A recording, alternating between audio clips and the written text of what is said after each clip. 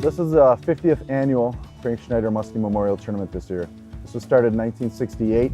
Originally it was started to help the community up here. They asked, could you run an event to bring people up here after Labor Day? Usually after Labor Day, nobody came back up north to fish. And our first original group said absolutely. At first it was a kill tournament where everyone would actually kill their fish and then bring it on over, put them on the board, throw them on ice. And over time we've been working with the DNR where it's eventually just a catch and release tournament. Muskie tournaments were the first species-directed tournaments in Minnesota to go to completely to catch, photo, and release where there are no weigh-ins.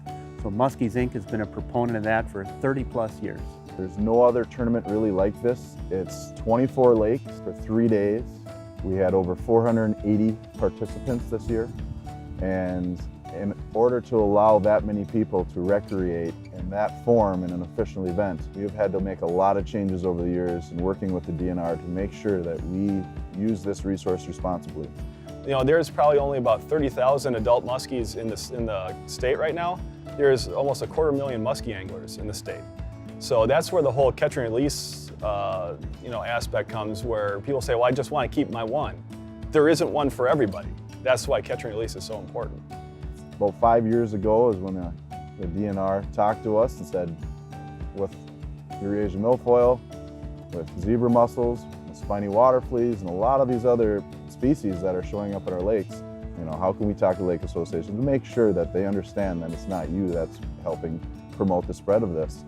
There are a lot of people that want to pin a bum rap on tournament anglers as being a primary cause for the movement of AIS, so we know that that is greatly exaggerated. So it's really awesome to see that Muskies Inc. and in particular the Twin Cities chapter can work with our managers here really progressively to organize this big event, to actually have these zones whereby we can actually minimize the opportunity to potentially move an aquatic invasive species inadvertently from an infested water to an uninfested water. They've acknowledged that preventing the spread of invasive species when they have a multi-lake tournament like this, that they have to set up their procedures and protocols to prevent the spread. Because some of the lakes they fish are infested with zebra mussels, some with Eurasian water milfoil, and some lakes are not. So innovative from the standpoint is that they have each angler sign a pledge as to whether or not they've been on an infested water prior to the tournament. If they have to get their boat inspected. We have worked with the Cass County AIS department and a few of the others around, and we set up, in order for our participants, we set up a schedule. We have an AIS information hotline on our website. The second thing they've done is they've worked with us, or we've worked with them, to cluster the lakes so that the anglers aren't moving from lake to lake during the tournament, from an infested water to an uninfested water.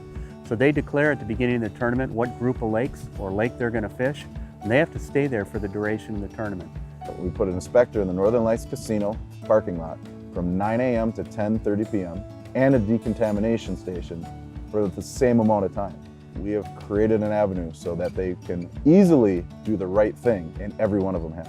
I think we have a short-term and a long-term responsibility for the health of our lakes. I think we have to be responsible in making sure that we clean our boats at the appropriate times, drain them at the appropriate time, but also take on that one-on-one conversation at the grassroots level to talk about how if we don't take on this important initiative to educate ourselves and the people around us, then ultimately it's not going to be the great resource that it has been for so many years. I don't know that I'll ever leave this state because of the waters that we have here, because of the 4 seasons we have. And I want to be able to continue to recreate the way my dad taught me how to do it. My uncles taught me how to do it. And I want to go to opening weekend, and I want to be able to do that stuff. But if we don't continue to take care of our own business, we won't be able to do that anymore. And if that happens to the generations after us and they don't get to experience what we get to experience every day, that would be a tragedy.